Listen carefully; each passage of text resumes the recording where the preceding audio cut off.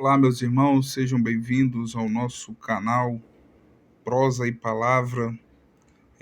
Muito feliz aqui por essa oportunidade da gente compartilhar mais uma vez a palavra do Senhor, que a paz do Senhor Jesus venha repousar sobre a sua vida, sobre a sua casa, sobre a sua família.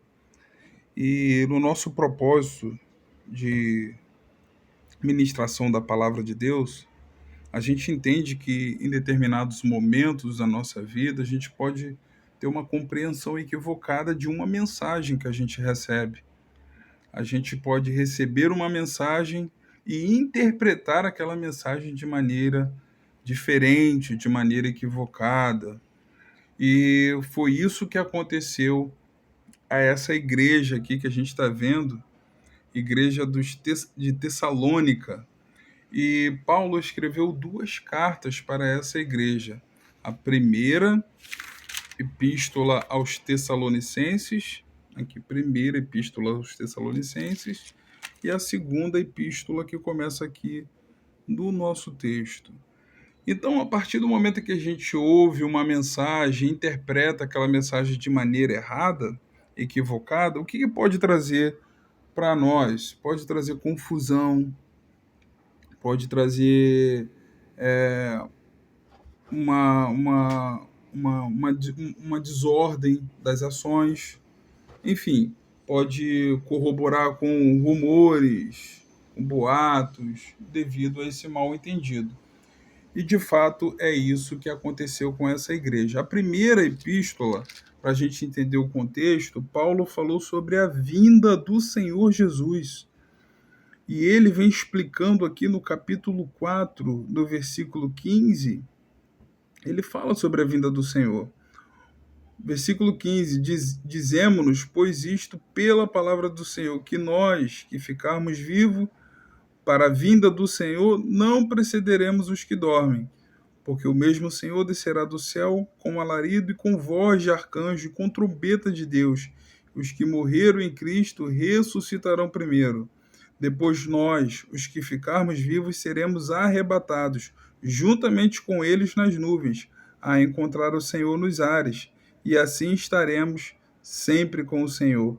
E o versículo 2 aqui do capítulo 5, porque vós mesmos sabeis muito bem que o dia do Senhor, que está com D maiúsculo aqui, que é o dia da vinda do Senhor, o Senhor virá como um ladrão de noite, ou seja, ele virá de forma que a gente não espera, de uma forma surpreendente.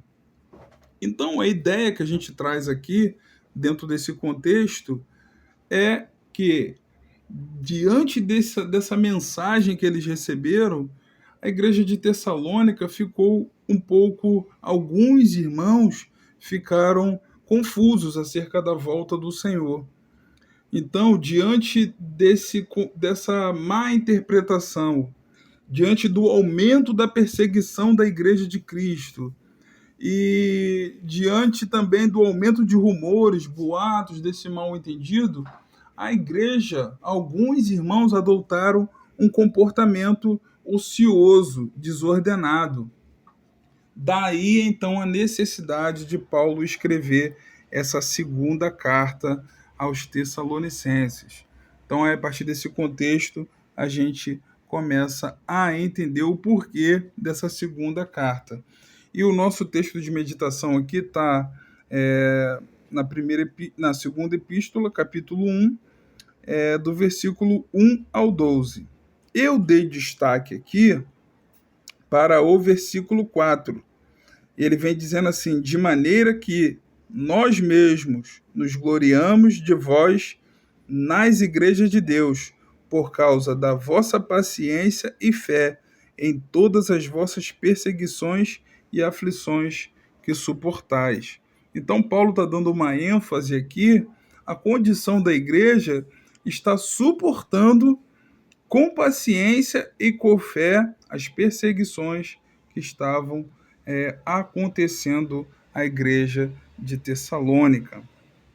E mais adiante ele fala: prova clara do justo juízo de Deus, para que sejais havidos por digno do reino de Deus, pelo qual também padeceis, se de fato é justo que diante de Deus dê paga tribulação aos que vos atribulam. Versículo 7. E a vós que sois atribulado, descanso conosco, quando se manifestar o Senhor Jesus desde os céus com os anjos do seu poder. Então, irmãos, o capítulo 1 aqui, ele vai reiterando sobre a vinda do Senhor e vai falando sobre a conduta dessa igreja que estava ali suportando as aflições. No entanto, nos capítulos seguintes a gente vai ver que Paulo vai corrigir e vai cobrar a igreja de Tessalônica por esse comportamento ocioso. Ou seja, algumas pessoas, depois de interpretarem a epístola do capítulo... A primeira epístola, o capítulo 4 que nós lemos aqui, muitos deles cruzaram os braços e falaram assim, olha, não vamos fazer mais nada, porque Jesus já está voltando. Somado com a perseguição, houve o quê? Uma desordem. Vamos parar para imaginar como isso aconteceu. Houve uma desordem no meio social, no meio da família. Imagine pais de família agora deixando de trabalhar porque Jesus vai voltar. Imagine famílias deixando de fazer os seus afazeres diários, cotidianos, porque Jesus vai voltar. Então daí a gente chega à ideia-chave que eu quero passar aqui para o nosso texto. Não é só esperar, mas como esperar. E para a gente entender isso, a gente tem que ir para as Escrituras. A Bíblia vem dizendo aqui, no Evangelho de Mateus, capítulo 24, Jesus vem dando uma explicação, uma pincelada sobre isso. Olha, versículo 36, capítulo 24 de Mateus. Porém, daquele dia e hora, ninguém sabe, nem os anjos dos céus, nem o Filho, mas unicamente meu Pai. Ou seja, a primeira informação que nós temos aqui é que não tem dia e hora para o Senhor vir. O Senhor vai vir, mas o fato é que o Senhor vai vir. Quando ele vai vir que é a questão. Então, a gente não sabe quando o Senhor vai vir. Amém?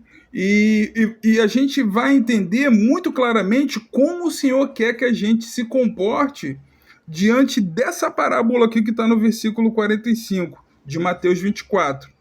O sermão continua, a parábola dos dois servos. Aí, versículo 45. Quem é, pois, o servo fiel e prudente que o Senhor constituiu sobre a sua casa para dar o sustento a seu tempo? Bem-aventurado aquele servo que o Senhor, quando vier, achar ele de que forma? Servindo assim. Em verdade vos digo que o porá sobre todos os seus bens. Porém, versículo 48, se aquele mau servo disser consigo, o meu senhor tarde virá, e começar a espancar os conservos, e a comer, a beber com os bêbados, virá o senhor daquele servo num dia em que o não espera e a hora em que ele não sabe. Versículo 51. E vai separar esse servo mau e o destinará a sua parte com os hipócritas, e ali haverá pranto e ranger de dente. Então a gente tem a chave aqui do não só esperar, mas como esperar. Então, como a gente tem que esperar? A chave está aqui, aleluia, no versículo 46. Bem-aventurado, feliz é aquele servo que o Senhor, quando vier, o achar servindo. A nossa certeza, a nossa fé, a nossa convicção, a nossa esperança é que Jesus vai voltar. E a maneira que nós temos que estar é servindo, é continuando. O que houve aqui, o equívoco por parte de alguns irmãos da igreja de Tessalônica, é que interpretaram mal a mensagem, ficaram ociosos, isso trouxe uma desordem diante do contexto social e familiar, e foi necessário que Paulo escrevesse uma segunda carta, a segunda carta aos Tessalonicenses, para dirimir e erradicar toda essa má interpretação. E a gente vai vendo que, diante dos dias atuais que estamos vivendo, Nós não podemos abrir mão da nossa esperança, da nossa certeza. Por quê? Porque a nossa esperança é a vinda do Senhor. A nossa certeza que temos é que Jesus virá voltar. Aí eu dei o destaque para o versículo 4, de maneira que nós mesmos nos gloriamos, Paulo falando, né? De maneira que nós mesmos nos gloriamos de vós nas igrejas de Deus por causa da vossa paciência e fé. Essas duas palavras aqui, elas são palavras-chave, porque essa palavra paciência, vem comigo aqui, olha, essa palavra paciência no original grego, aqui ó, paciência, é upomone, que vem derivado de um verbo uponemo, que significa permanecer sob ou suportar. Então, essa paciência é saber suportar. E o significado dela também vem dizendo, olha, estabilidade, constância, característica da pessoa que não se desvia do seu propósito, e a sua lealdade à fé e à piedade, mesmo diante das maiores provações e sofrimento. Segundo o significado dela, persistir com paciência, constância e perseverança. Então você vai vendo aqui que a mensagem de Paulo é, nesse contexto, por causa da vossa paciência, por causa da vossa constância, não vou entrar nem no mérito da fé, mas eu vou entrar no contexto dessa palavra que está muito clara aqui. Paulo queria que eles permanecessem. Paulo queria que eles continuassem firmes e constantes, como vem dizendo em 1 Coríntios, capítulo 15, versículo 58. Sede firmes e constantes, sempre abundantes na obra do Senhor. Então, uma aplicação prática para nós é como devemos nos comportar com a volta de Jesus, como vemos lá em Mateus 24. Como devemos agir diante das tribulações. E quanto ao descanso, peraí, Anderson, hoje a gente vive debaixo dessa perseguição, dessa tribulação? Vivemos sim. Mas o descanso a gente só vai ter na glória. A Bíblia vem dizendo aqui, no versículo 7 do nosso texto. E a vós que sois atribulados, descanso convosco, quando se manifestar o Senhor desde os céus com os anjos do seu poder. Então essa tribulação, essa perseguição, tudo aquilo que a gente vem passar aqui, a gente só vai ter descanso quando o Senhor Jesus voltar. Hoje nós temos a presença do Espírito Santo conosco, a presença, aleluia, gloriosa do Santo Espírito de Deus, nos ajudando, nos dando paciência, porque isso é uma virtude que é do próprio Espírito, que vai se frutificando em nós, que vai se manifestando em nós. E a gente vê aqui no texto de Romanos, no capítulo 8, vamos lá para o texto de Romanos, capítulo 8, aleluia, vem dizendo sobre esse contexto aqui que a gente está falando, a ação do Espírito Santo diante dessa ação, diante desse contexto de perseguição, aleluia, e vem dizendo, porque sabemos que toda a criação geme e já está juntamente com dores de parto até agora, ao versículo 23, e não somente ela, nós mesmos que temos as primícias do Espírito, olha, o Espírito com E maiúsculo, é o Espírito Santo, também gememos em nós mesmos, esperando a adoção, a saber, a redenção do nosso corpo, versículo 24, porque em esperança somos salvos. Ora, a esperança que se vê não é esperança, porque o que alguém vê, como esperará? Mas se esperamos o que não vemos, com paciência esperamos. Aleluia. Esse versículo 25 aí, essa paciência é o mesmo significado que vimos, olha lá, se esperamos o que não vemos, com paciência esperamos. O esperamos com paciência, ou seja, nesse mesmo contexto aqui, ó, 5:281, o mesmo significado de paciência da igreja de Tessalônica lá, é o mesmo significado de paciência aqui em Romanos 8:25. Se esperamos o que não vemos, mas se esperamos o que não vemos, com paciência esperamos. E da mesma forma, e da mesma maneira, também o Espírito nos ajuda nas nossas fraquezas, porque não sabemos o que havemos de pedir como convém, mas o mesmo Espírito intercede por nós com gemidos inexprimíveis. Então, irmãos, a chave da nossa condição aqui é como esperar. Porque a certeza que o Senhor vai vir, a gente tem. Mas é como esperar. É esperar como está em Mateus 24, lá, versículo 46.